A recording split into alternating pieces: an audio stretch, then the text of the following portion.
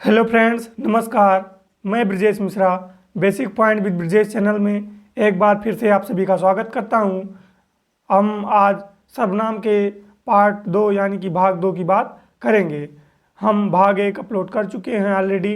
अगर आपने नहीं देखा है तो उसको जाके एक बार देख सकते हैं। आज हम सर्वनाम के पार्ट 2 के बारे में बात करेंगे। तो हम सबसे पहले बात कर लेते हैं सर्वनाम के प्रकार की। सर्वनाम कितने प्रकार का होता है। सर्वनाम हमने आपको बताया था, सर्वनाम 6 प्रकार का होता है। और हम आपको बता दें कि 1 मिनट दोस्तों, थोड़ा ये सही कर लें। हम आपको बता दें कि सर्वनाम 6 कौन कौन से प्रकार होते हैं। तो पहला हमने आपको बताया था पुरुषवाचक सर्वनाम, जिसके मैंने 3 भेद बताए थे: उत्तम पुरुषवाचक, मध्यम पुरुषवाचक और अन्य पुरुषवाचक। उसी के बाद हमने आपको बताया था निश्चय पुरुषवाचक सर्वनाम। तीसरा हमने आपको बताया था अनिश्चयवाचक सर्वनाम। और चौथे की अगर हम बात करें, जो कि हम पढ़ेंगे आज, संबंधवाचक सर्वनाम। इसके आगे हमको आज पढ़ना है। तो आइए हम बात कर लेते हैं संबंधवाचक सर्वनाम की। संबंधवाचक सर्वनाम जो शब्दों, शब्दांशों या वाक्यांशों का संबंध बताए उसको हम क्या बोलते हैं? संबंधवाचक सर्वनाम बोलते हैं। अगर हम इसके एग्जाम्पल की बात करते हैं, जिसकी लाठी उसकी भैंस, तो यहाँ पर जिसका का संबंध या जिसकी की संबंध उसकी से किया गया है। अगर हम एग्जाम्पल नंबर 2 यानी कि उदाहरण नंबर 2 की बात करेंगे, जो आया है सो जाएगा, इसका क्या मतलब है? यहाँ पर जो का संबंध सो से किया गया है। हम एग्जाम्पल नंबर 3 की बात करते हैं, तेते पाँव पसारिए जेते लंबी सौर। इसमें तेते का संबंध जो है जेते से किया गया है। यानी कि अगर आपको ऐसे एक वाक्य देगा और पूछेगा जिसकी लाठी उसकी भैंस, पूछेगा इसमें कौन सा सर्वनाम है, तो इसमें जो है आप देख के बता सकते हैं, जिसकी लाठी उसकी भैंस, जिसका का संबंध उसका से है, तो यहाँ पर कौन सा हो जाएगा सर्वनाम? संबंधवाचक सर्वनाम हो जाएगा। हम एग्जाम्पल नंबर 4 की बात करते हैं, जैसा बोओगे वैसा काटोगे। जैसा बोओगे वैसा काटोगे, तो इसमें जैसा का संबंध जो है वैसा से किया गया है। अगर हम इसके कारक विभक्तियों की बात करते हैं, संबंधवाचक के कुछ कारक विभक्तियाँ होती हैं, जैसे का, की, के, रा, री, रे, ना, नी, ने। ये सभी अगर शब्द आते हैं बीच में कहीं भी, वहाँ भी क्या होता है? संबंधवाचक सर्वनाम हो जाता है। जैसे हम आपको बता दें कि एग्जाम्पल नंबर 2 की हम बात कर लेते हैं पहले, कि एग्जाम्पल नंबर 2 क्या है। जैसे कि हम आपको बता दें कि यहाँ पर आप देख सकते हैं एग्जाम्पल, वह मेरा भाई है। अगर हम आपको अभी एक बात और बताएंगे, वह मेरा भाई है, पहले आप ये जान लीजिए, यहाँ पर आप देख सकते हैं रा री रे, मैंने आपको बताया था जहाँ भी रा री रे आता है वहाँ पे कौन सा होता है सर्वनाम?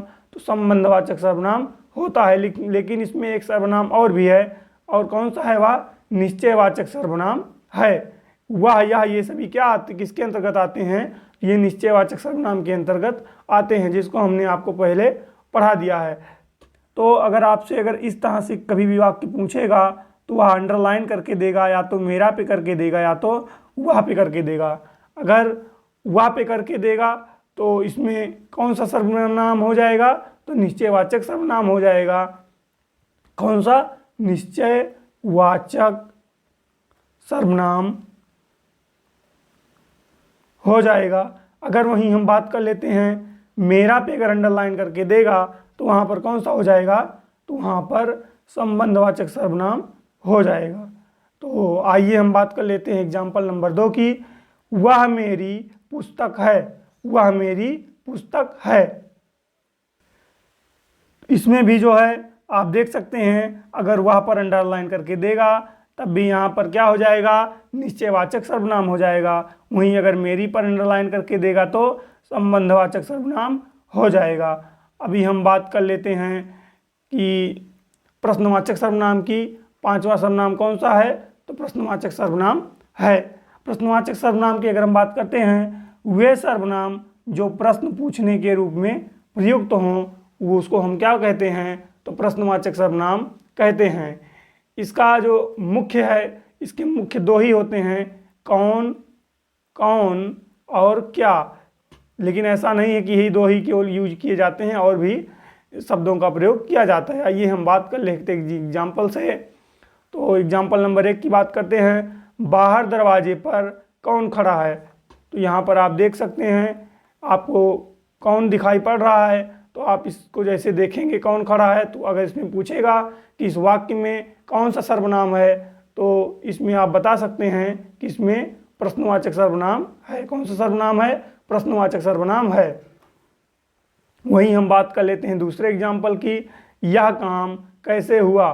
तो ये जो कैसे है, यह भी क्या है? यह भी प्रश्नवाचक शब्द है, प्रश्नवाचक सूचक शब्द है। क्या है? प्रश्नवाचक सूचक शब्द है। तो यहाँ भी क्या हो जाएगा? प्रश्नवाचक सर्वनाम हो जाएगा।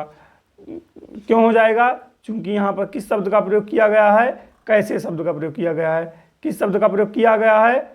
तो हमने आपको बताया है कि यहाँ पर कैसे शब्द का प्रयोग किया गया है। आइए हम बात कर लेते हैं भी एग्जाम्पल नंबर 3 की। एग्जाम्पल नंबर 3 क्या है? दूध में क्या गिर गया। दूध में क्या गिर गया। तो आप यहाँ पर देख सकते हैं क्या का प्रयोग किया गया, और मैंने आपको बताया था कि अगर आएगा तो वह प्रश्नवाचक के अंतर्गत आता है। तो यहाँ पर कौन सा सर्वनाम हो जाएगा? प्रश्नवाचक सर्वनाम हो जाएगा। आप चाय के साथ क्या लोगे। तो आप देख सकते हैं यहाँ पर भी क्या का प्रयोग किया गया है। अगर हम एग्जाम्पल नंबर 5 की बात करते हैं, आपका क्या नाम है। अगर कोई आपसे ऐसा पूछता है तो आप यही तो बताएंगे कि वह हमसे प्रश्न पूछ रहा है, तो यहाँ पर प्रश्नवाचक सर्वनाम हो जाएगा। आइए हम बात कर लेते हैं अंतिम यानी कि निजवाचक सर्वनाम की। निजवाचक सर्वनाम की अगर हम बात करेंगे, जहाँ पर स्वयं, खुद, अपने आप, स्वतः आदि शब्द आए, वहाँ पर क्या होता है? तो वहाँ पर निजवाचक सर्वनाम होता है। क्या होता है? निजवाचक सर्वनाम होता है। आइए अभी हम बात करते हैं एग्जाम्पल्स की। तो सबसे पहले हम बात करेंगे एग्जाम्पल नंबर 1 की। मैं स्वयं पिताजी को मना लूँगी। मैं स्वयं पिताजी को मना लूँगी। मैंने आपको बताया है कि जहाँ पर भी आपको स्वयं, आप, खुद, अपने आप, ये सभी शब्द अगर मिलते हैं तो वहाँ पर क्या होता है? निजवाचक सर्वनाम हो जाता है। क्या हो जाता है? निजवाचक सर्वनाम हो जाता है। तो आपको यहाँ पर दिखाई दे रहा है, यहाँ पर स्वयं शब्द का प्रयोग किया गया है, तो इसलिए भी इस वाक्य में क्या हो जाएगा? तो निजवाचक सर्वनाम हो जाएगा। अगर हम एग्जाम्पल नंबर 2 की बात करते हैं, मैं खुद आ जाऊँगी। मैं खुद आ जाऊँगी। यहाँ पर खुद शब्द का प्रयोग किया गया है, इसलिए क्या हो जाएगा? तो इस वाक्य में अगर आपसे पूछे एग्जामिनर कि इस वाक्य में कौन सा सर्वनाम है, तो इस वाक्य में निजवाचक सर्वनाम है। इसी तरह से एग्जाम्पल नंबर 3 की बात करेंगे। मेरी माताजी अपने आप खाना बनाती हैं। अब इसमें भी अगर हम आपको बता दें, अगर मेरी पर क्लिक करके देता है, मेरी पर अंडरलाइन करके अगर देता है और आपसे पूछता है कि इसमें कौन सा सर्वनाम है, तो आप वहाँ पर उत्तर देंगे कि यहाँ पर जो है संबंधवाचक सर्वनाम है, क्योंकि मेरा का संबंध किससे? माताजी से हो रहा है। तो आप यहाँ पर क्या बताएंगे? यहाँ पर संबंधवाचक सर्वनाम है। लेकिन अगर यहाँ पर अपने आप को अंडरलाइन करके देता है और तब पूछता है कि यहाँ पर कौन सा सर्वनाम है, तो यहाँ पर कौन सा सर्वनाम है? यहाँ पर निजवाचक सर्वनाम हो जाएगा। निजवाचक सर्वनाम हो जाएगा।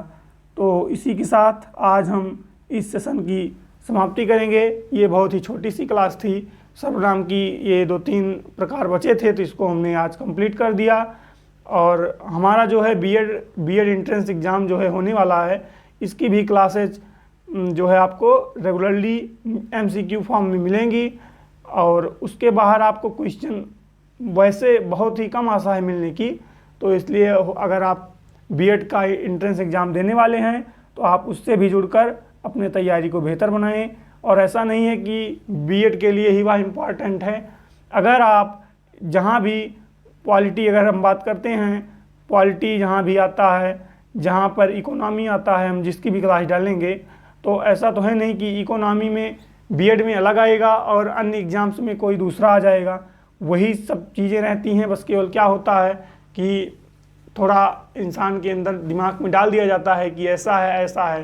तो हम आपको बता दें कि आप अगर किसी भी एग्ज़ाम की तैयारी कर रहे हैं, उसमें अगर पॉलिटी, इकोनॉमी या मैं जिस भी वीडियो को डालता हूं अगर वो सब आते हैं तो सभी एग्ज़ाम्स के लिए महत्वपूर्ण होते हैं। इसी के साथ हम इस सेशन की समाप्ति करते हैं। धन्यवाद। जय हिंद, जय भारत।